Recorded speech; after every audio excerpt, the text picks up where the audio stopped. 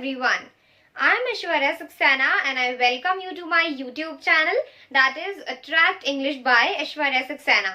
Friends, my last video was about present tense, the first type of present tense, and also we discussed the complete scenario that we are going to cover in this series of tense and its types. I told you that there are three types of tense, that are present tense, past tense and future tense, and they are further divided into four subtypes. They are simple, then continuous, then perfect, and then perfect continuous. These are the four subtypes for each of the three types.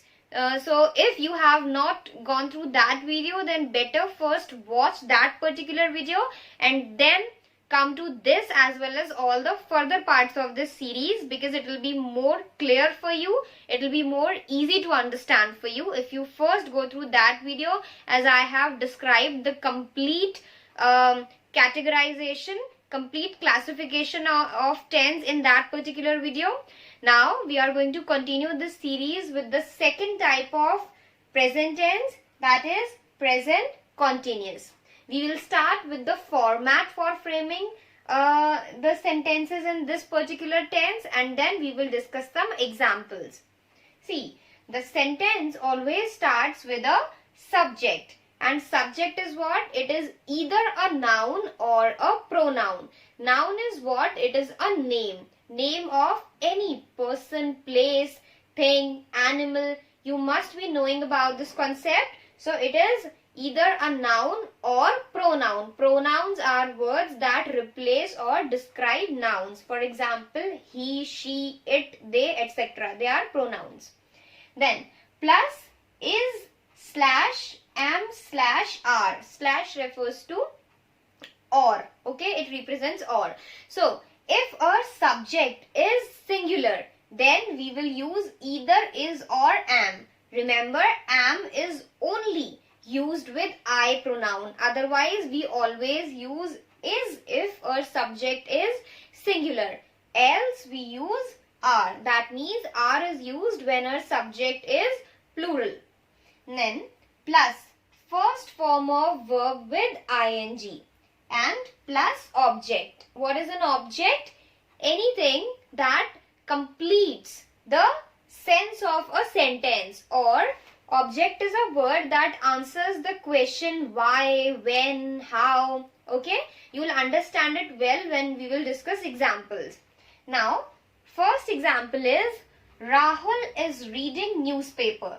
Here Rahul is the name of a person. It is a noun, therefore it is subject. Then is, why? Because Rahul is singular. Rahul is one person, therefore we have used is. Otherwise we would have used are or am. Then reading. Read is the first form of verb, and to that we have added ing. Why we do it? Why we need the ing form of verb? See, present continuous is all about the actions or the events that are currently in progress or are in process. They have not completed yet, or they are not about to start, but they have started and now they are in progress. Things that are ongoing. They are represented or they are described by present continuous tense. So when we use the ing form of verb like reading, so reading shows that this particular action is taking place right now. Okay, it is in continuation. Rahul is reading, then newspaper. Newspaper is object because it is answering the question why. What? What is Rahul reading? Rahul is reading newspaper. So, this is how we follow this format to frame sentences in present continuous tense. Second, I am teaching English. Here, I is a pronoun, therefore it is subject. Then am, as I already told you that am is always used with pronoun I. Then teaching. Teach plus ing. It means that I am currently teaching English. And English is object because it is answering again the question what? What am I teaching? English. Last, they are coming tomorrow. Here they is a pronoun. Okay, they represents more than one person. Therefore, it is plural and hence we have used are after that. Then coming. Coming is, it is a verb which is in process. And then tomorrow. Tomorrow is the object since it is answering the question when. When are they coming? They are coming tomorrow. So I guess the concept is clear to you. This is how we frame sentences in present continuous tense. Now we'll see that how can we frame negative sentences in present continuous tense. Firstly, let's talk about the format. It's not that difficult because it is like very similar to what we have discussed while learning about framing general sentences in present continuous tense. It's just that we have added a not to that existing format. Okay, the sentence will start with the subject. As I have already discussed, the subject is going to be either a noun or a pronoun. Then is or am or are. We have discussed the conditions for all these three things. Then we'll add a not. Okay, this is something which is new and we'll do it when we are framing negative sentences. Then after not, we will write the first form of verb with ing and lastly object, which is going to answer question what, when, where or anything which is completing the meaning of the sentence. Let us see some examples now. First, Rahul is not reading newspaper. Earlier this example was Rahul is reading newspaper. Rahul is the subject that we have written as it is, then is, and then we have written not. Okay, to introduce negation to the sentence, to make this sentence negative, we have added not. It is quite difficult to form negative sentences in case of simple present as well as in other forms also, but present continuous tense is quite simple as compared to the other types, especially while creating interrogative sentences. It becomes quite complicated while dealing with simple present tense, but present continuous is far more easier as compared to those types. So I guess it will be easy for you to understand and learn this. Rahul is not reading newspaper. The sentence, the example has been used as it is, only the change is not.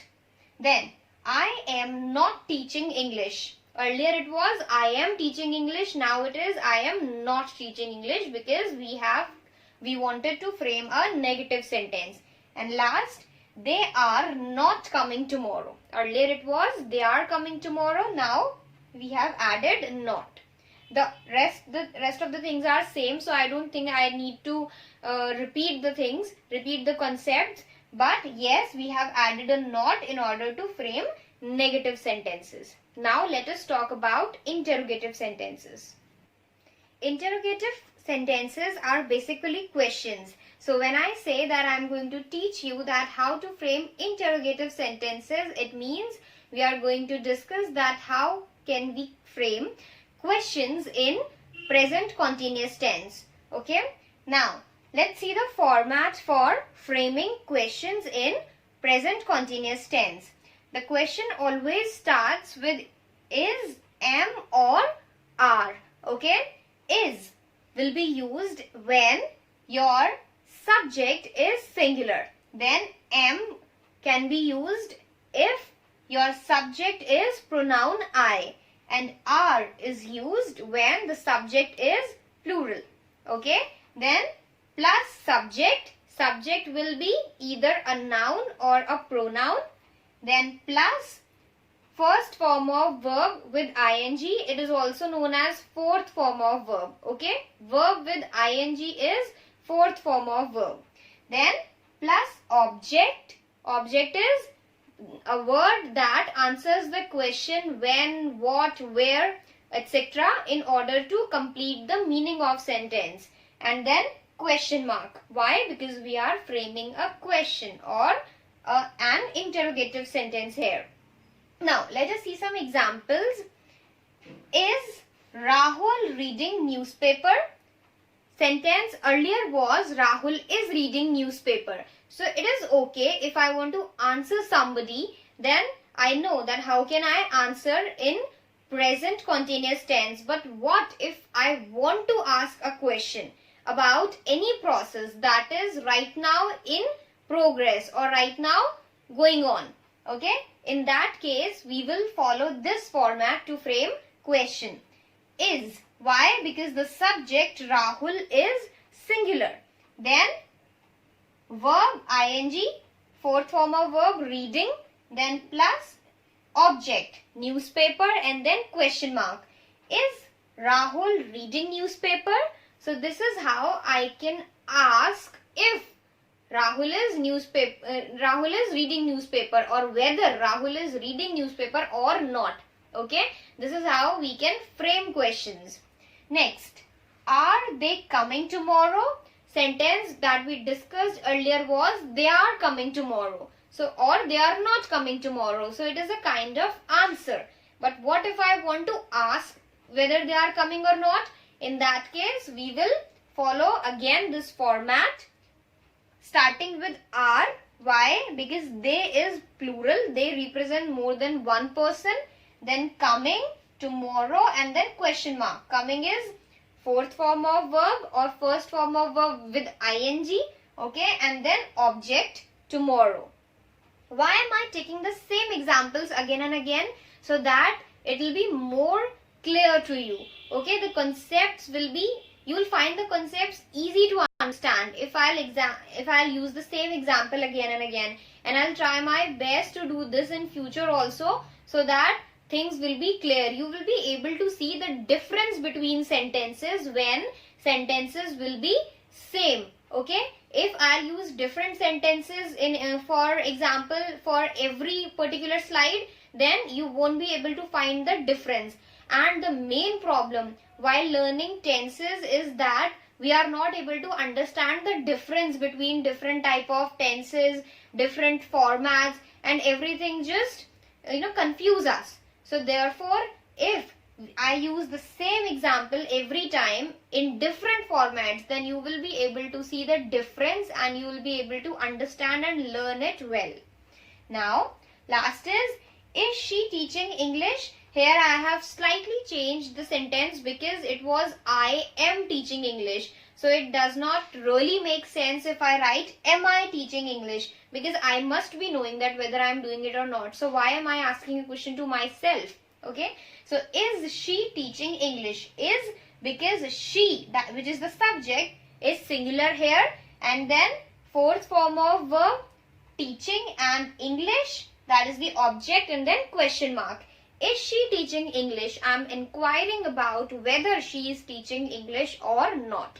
So this is how we form interrogative sentences in present continuous tense.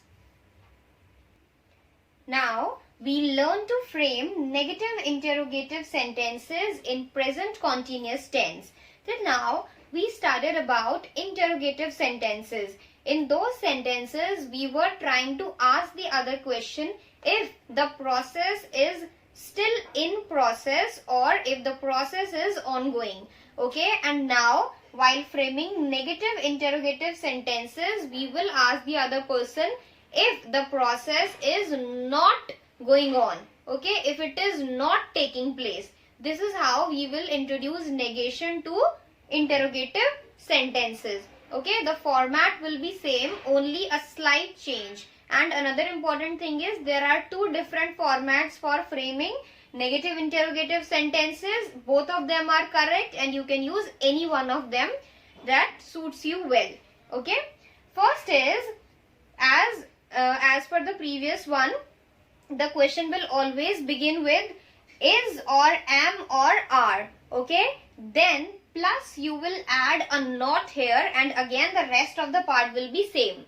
After not you will write subject, which is going to be noun or pronoun, and which one you will use out of these three, that also depends upon whether the subject is singular or plural.